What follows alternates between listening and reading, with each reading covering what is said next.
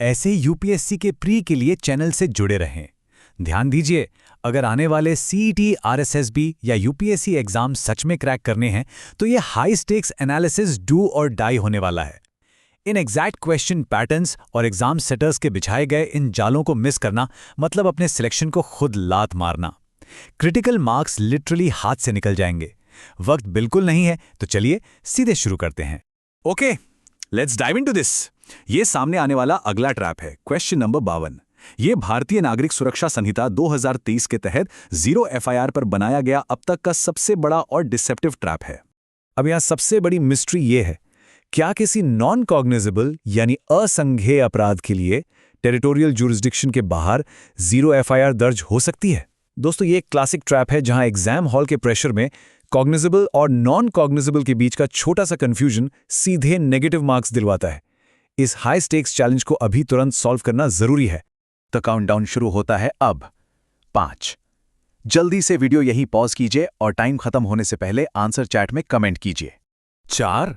वक्त रेत की तरह फिसल रहा है और रियल एग्जाम में दूसरी बार सोचने का चांस किसी को नहीं मिलता। 3। हमेशा याद रखिए, प्रीलिम्स के इस चक्रव्यूह में सर्वाइव करने का सिर्फ एक फॉर्मूला है, लाइटनिंग स्पीड के साथ एब्सोल्यूट एक्यूरेसी।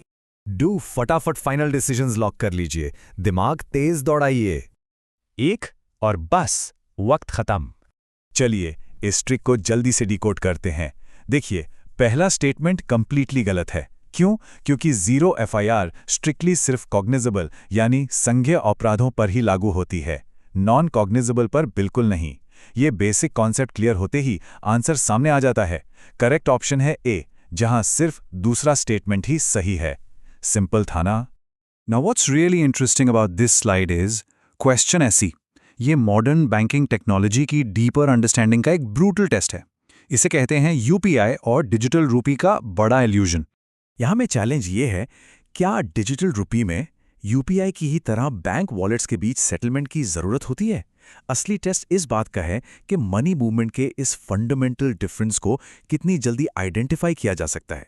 क्या ये दोनों सेम है या एकदम अलग? दूसरा रैपिड फायर टाइमर शुरू हो चुका है। 5। अपनी real time exam readiness prove करने के लिए तुरंत अपना ऑप्शन कमेंट्स में ड्रॉप कीजिए। 3। मोमेंटम टूटना नहीं चाहिए, फोकस बनाए रखिए और प्रेशर को हैंडल कीजिए। 1। Stop the clock. So the crucial point is, UPI में पेमेंट्स के लिए बैंक इंटरमीडियरीज और इंटरबैंक सेटलमेंट होना जरूरी है, लेकिन डिजिटल रुपी ये लिटरली फिजिकल कैश की तरह बिहेव करता है। वॉलेट में इसका डायरेक्ट क्लेम होता है और कोई इंटरबैंक सेटलमेंट नहीं चाहिए होता। इस लॉजिक से कंप्लीटली प्रूव हो जाता है कि ऑप्शन बी एकदम एग्जैक्ट करेक्ट चॉइस है।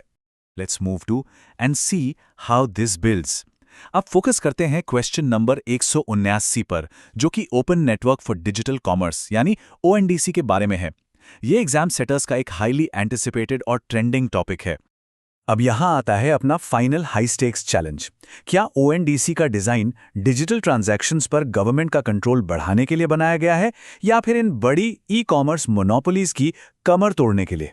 देखिए, एग्जाम सेटर्स जानबूझकर बहुत ब्यूरोक्रेटिक साउंड करने वाले ऑप्शंस देते हैं ताकि अनप्रिपेयर्ड कैंडिडेट्स उस जाल में फंसकर रॉन्ग आंसर टिक कर दें। ये एक प्रॉपर बेट है। आखिरी 5 सेकंड का काउंटडाउन शुरू। 5। यहीं और अभी पॉज कीजिए और इस मॉक एनालिसिस को सक्सेसफुली कंप्लीट करने के लिए फाइनल आंसर तुरंत कमेंट में डालिए। 3। ये आखिरी चैलेंज है, अपना बेस्ट फोकस लगा दीजिए। Let's go. 1 और ये आखिरी टाइमर यहां होता है पूरा। एंड दिस ब्रिलियंटली इलस्ट्रेट्स कि ओएनडीसी का असली ऑब्जेक्टिव किसी तरह का गवर्नमेंट कंट्रोल लाना या यूपीआई पेमेंट्स को जबरदस्ती मैंडेट करना बिल्कुल नहीं है। इसका सच्चा और मेन फोकस है नेटवर्क इंटरऑपरेबिलिटी क्रिएट करना, ताकि बड़े ई कॉमर्स प्लेटफॉर्म्स की मोनोपोली को मार्केट से खत्म किया जा सके। और इस वजह से बिना किसी डाउट के ऑप्शन सी सबसे वैलिड और करेक्ट आंसर बन जाता है। तो अब वक्त है फाइनल स्कोर चेक का। इन 3 ब्रूटल ट्रैप्स में से सक्सेसफुली कितने ट्रैप्स अवॉइड किए गए? अगर इस मॉक टेस्ट में फंस गए तो सोचिए रियल एग्जाम का प्रेशर कैसा होने वाला है। अपना फाइनल स्कोर इवैल्यूएट कीजिए और कमेंट्स में शेयर करना बिल्कुल मत भूलिए। ऐसे यूपीएससी के प्री के लिए चैनल से जुड़े रहें।